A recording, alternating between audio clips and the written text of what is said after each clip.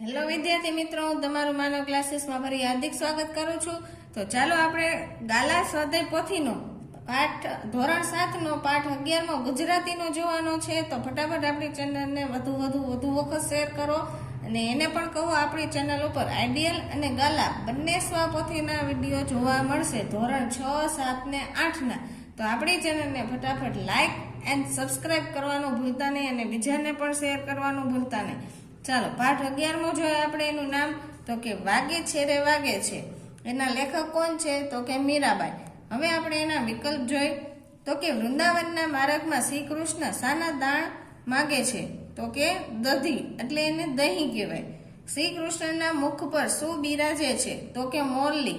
વાગે છે રે વાગે છે આ પદના રચયિતા કોણ છે? તો કે મીરાબાઈ. હવે નીચે એની ખાલી જગ્યા આપેલી છે તમને.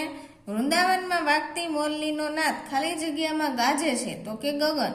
પીળા પિત્તાંબર ખાલી જગ્યા જામાં પીળો તે પટકો રાજે? તો કે ઝર કસી.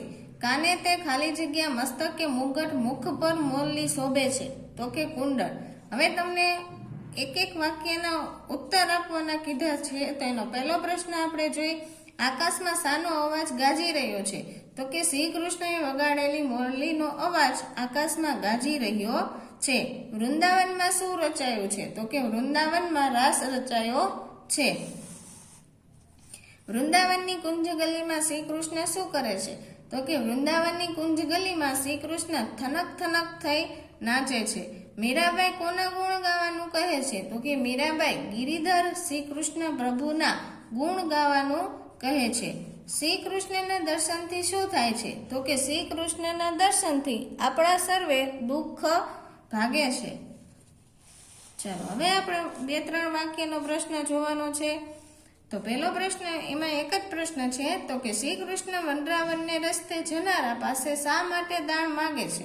તો કે શ્રી કૃષ્ણ વનરાવનને રસ્તે જનાર ગોપીઓ પાસેથી દહીંના દાણ માગે છે, કારણ કે ગોપીઓ દહીં અને તેને વલોવીને મેળવાતા માખણને પોતાના બાળકોને ખવડાવતી નથી અને તેને મથુરાના બજારમાં જઈને વેચી આવે છે. હવે છે નીચેના 4-5 વાક્યમાં ઉત્તર, એટલે કે મુદ્દાસર કહેવાય એને. તો હવે એ પ્રશ્ન આપણે જોઈએ. આ કાવ્યમાં શાની વાત કરવામાં આવી છે? તો કે આ કાવ્યમાં વૃંદાવનમાં શ્રી કૃષ્ણએ વગાડેલી વાંસળીનો અવાજ ગગનમાં ગાજે છે. તેની વૃંદાવનમાં માર્ગે જતા શ્રી કૃષ્ણ દહીંનો કર માગે છે, અથવા તેની વૃંદાવનમાં રાસ રચાયો.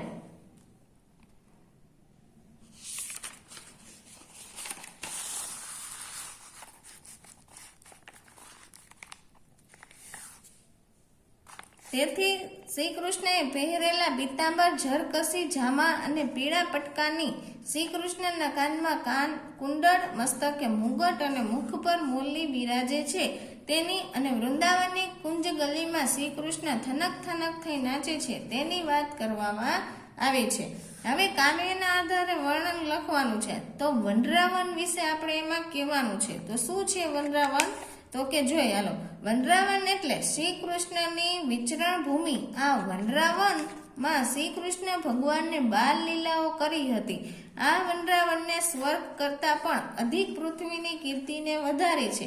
જેમ કે કૃષ્ણના ચરણાવિદ ફરવાથી તેને વધારે શોભા મળી છે. શ્રી કૃષ્ણનો પહેરવેશ અને શણગાર. તો કે શ્રી કૃષ્ણએ પીળા પિત્તાંબર, ઝરકસી જામા અને પીળો પટકો પહેર્યો છે. તેમણે કાને કુંડળ, મસ્તકે મુગટ પહેર્યા છે અને તેમના મુખ પર મોરલી બિરાજે છે. હવે છે નીચે કવિતા મુજબ નજીકના અર્થના ધારે માટે રાઈટ કરવાનું છે. તો નાદ તો અવાજ, ધન તો પૈસા, માર્ગ તો રસ્તો, વેરણ તો વેરી. હવે નીચે પાછી તમને ખાલી જગ્યા આપેલી છે. પહેલી ખાલી જગ્યા છે ખેતરમાં જવાનો ખાલી જગ્યા ઉબડ ખાબડ છે. તો કે મારત. કાનુડો ખાલી જગ્યા કપડાં પહેરે છે. તો કે કસબી. મને ઢોલક કરતા ખંજરીનો ખાલી જગ્યા વધુ ગમે છે. તો કે નાદ. નોળિયો ખાલી જગ્યા બની સાપને શોધતો હોય છે. તો કે વેરી. હવે નીચે તમને પ્રશ્ન નંબર 9 માં આપેલું છે કે ઉદાહરણ પ્રમાણે બીજા શબ્દોની યાદી બનાવો.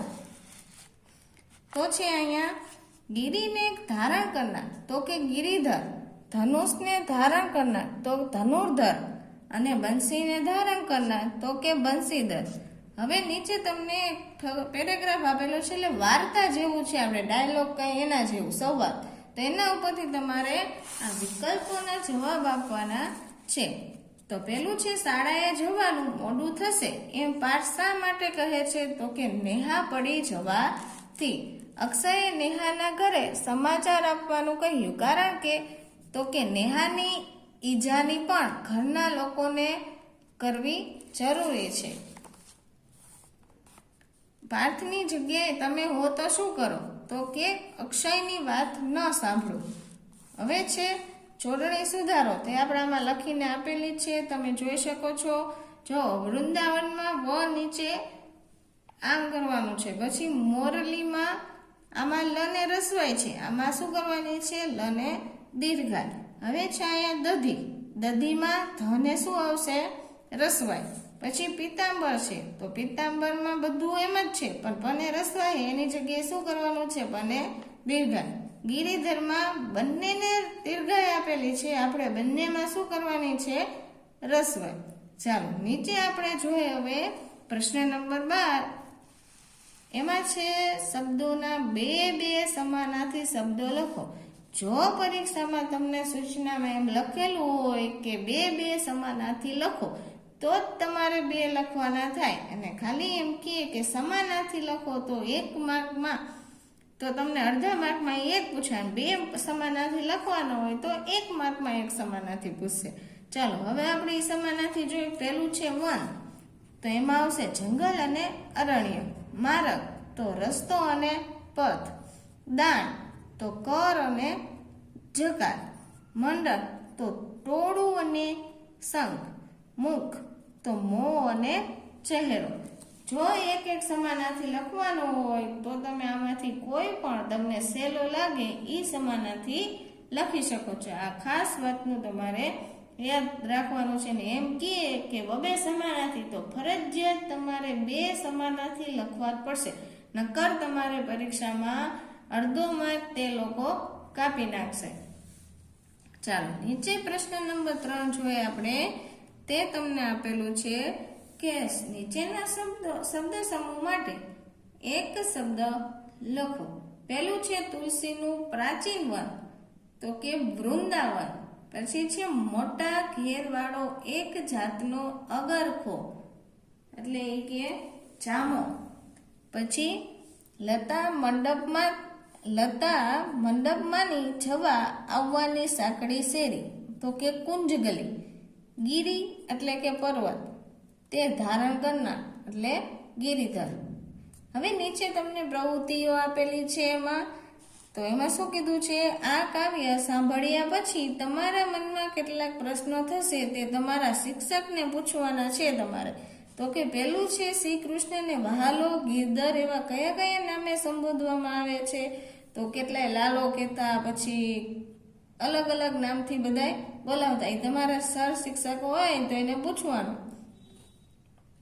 નીચે છે શ્રી કૃષ્ણ દહીંના દાણ કેમ માગતા હતા, તો કે દહીંના દાણ એટલે કે ઓલું દહીંના જે દધીવાળું હતા એ કેમ વધારે માગતા હતા, એ પણ તમારે પૂછવાનું.